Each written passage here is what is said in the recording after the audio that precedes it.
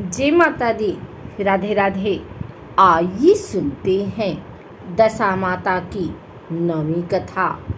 एक गांव में एक बुढ़िया ब्राह्मणी रहती थी। वह बहुत गरीब थी। उसके एक बेटा था। एक दिन वह अपने बेटे से बोली, बेटा कुछ ऐसा काम करो जिससे 4 पैसे की आमदनी हो और हम दोनों का जीवन निर्वाह हो। अब मेरे तो बुढ़ापे के कारण हाथ पैरों ने जवाब दे दिया है। तब उसका लड़का गांव वालों के जानवर चराने लगा। एक दिन लड़का पशुओं को पानी पिलाने नदी पर ले गया। वहां पर महिलाएं स्नान करके दशा माता का डोरा ले रही थी।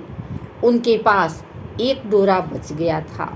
उनमें से एक स्त्री ने कहा कि इस लड़के से पूछो कि यह किसका है। तब एक स्त्री लड़के के पास जाकर पूछने लगी, तुम्हारे घर में कौन कौन है? लड़के ने बताया कि केवल मेरी बूढ़ी माँ है। स्त्रियों ने लड़के को एक डोरा देते हुए कहा कि तुम इसे ले जाकर अपनी माता को दे देना और कहना कि इसका पूजन और व्रत करें। हम तुम्हें सीधा और पूजा की सामग्री भी बता देते हैं, इसे भी अपने माता को दे देना। लड़के ने उनसे डोरा ले लिया। फिर सब स्त्रियों ने उसे सीधा भी दिया। लड़का उस सामान को लेकर घर आया।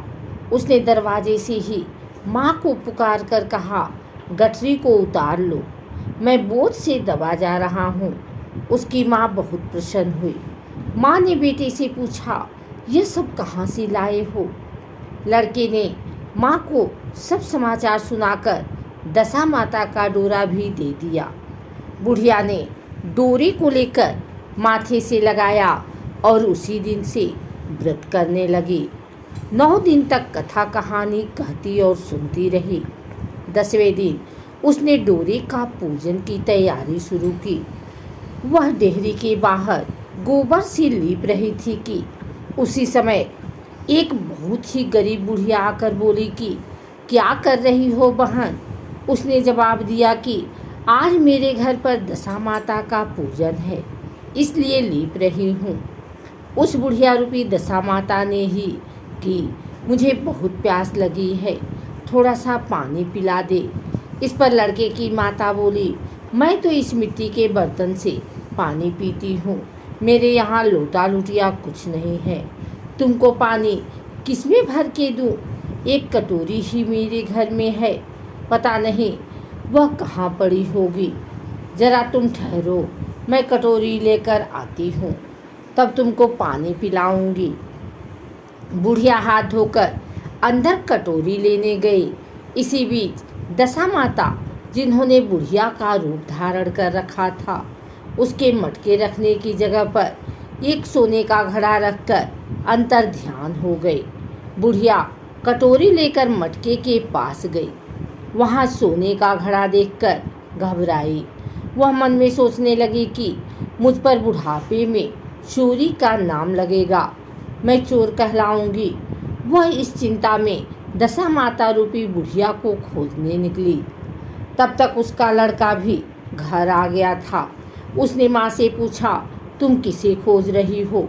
उसने बताया, अभी सिर अवस्था वाली बुढ़िया आई थी और यहाँ सोने का घड़ा रखकर न जाने कहाँ चली गई। लड़के ने बताया, वह ही तो दशा माता थी, उन्होंने तुमको यहाँ घड़ा दिया है। दोबारा फिर कभी वह आए तो उनके स्वागत में कोई कमी नहीं रखना और उनकी आज्ञा का पालन करना। जब तुम नदी पर नहाने जाओ तो तुम्हें नदी घाट पर जो भी चीज़ मिले उसको दशा माता का दिया हुआ प्रसाद समझकर ले लेना। किसी से यह पूछताछ मत करना कि यह चीज़ किसकी है, यह कहाँ से आई है। बुढ़िया नदी में नहाकर बाहर निकली तो उसे सोने का घड़ा भरा दिखाई दिया और उसके पास ही अच्छे वस्त्र रखे थे। बुढ़िया ने कपड़ों को पहन लिया और घड़े को हाथ में लेकर चलने की तैयारी की। 4 कहार एक डोली लेकर उसके पास आए। कहारों ने उसे डोली में बैठने को कहा। बुढ़िया जब घर पहुंची तो उसने देखा कि वहाँ तो एक आलीशान महल खड़ा था। बुढ़िया महल के अंदर चली गई।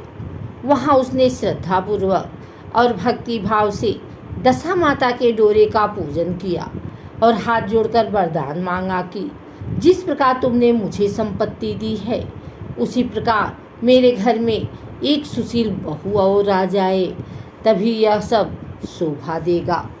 कुछ दिनों बाद लड़के का विवाह हो गया और बहुत ही सुंदर बहू बुढ़िया के घर आ गई। बुढ़िया ने दोबारा दशा माता से वर मांगा कि जैसी मेरे बहू बेटे सुशील और सज्जन हैं, उसी प्रकार के मैं पुत्र पाऊं।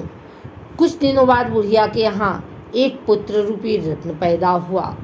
एक दिन बुढ़िया ने अपनी बहू को पास बैठाकर समझाया कि मेरी यह सब संपत्ति दशा माता की प्रदान की हुई है। उन्हीं के कृपा से तुम इस घर में आई हो। मेरे नहीं रहने के बाद यदि कोई मैले कुचैले कपड़े धारण किए बुढ़िया तुम्हारे घर पर आए तो उसे आंचल के छोर से पोंछ डालना, घिन मत करना, उसने प्रार्थना करना और सब आपका ही दिया हुआ है। जब भी दशा माता का डोरा लेना हो तब उसको तुम भी अवश्य लेना और श्रद्धापूर्वक उसका पूजन करना। जब भी तुम्हारे ऊपर संकट के बादल घिर आएं तो सुहागिनों को न्योता देना। दशा माता की कृपा से तुम्हारी सब इच्छाएं पूरी होंगी। कुछ दिनों के बाद बुढ़िया का स्वर्गवास हो गया। दशा माता ने सोचा कि बुढ़िया के घर चलकर देखना चाहिए कि उसकी बहू सास के वचनों का पालन करती है या नहीं। एक दिन दशा माता ने वृद्धा भिखारिन का वेश धरकर उसके घर आई। उसे देखते ही बहू खड़ी हो गई, उसके पांव छुए और बालक को उनकी गोद में डाल दिया। उसकी श्रद्धा भक्ति से दशा माता बहुत ही प्रसन्न हुई। उन्होंने आशीर्वाद दिया कि तेरी धर्म बुद्धि है, भगवान तेरा सदैव कल्याण करेंगे, भंडार भरपूर रहेगा, तू जो इच्छा करेगी वह तुझे अवश्य प्राप्त होगा। दशा माता ने जैसी कृपा बुढ़िया ब्राह्मणी पर की, वैसी ही कृपा भक्त जनों पर बनी रहे।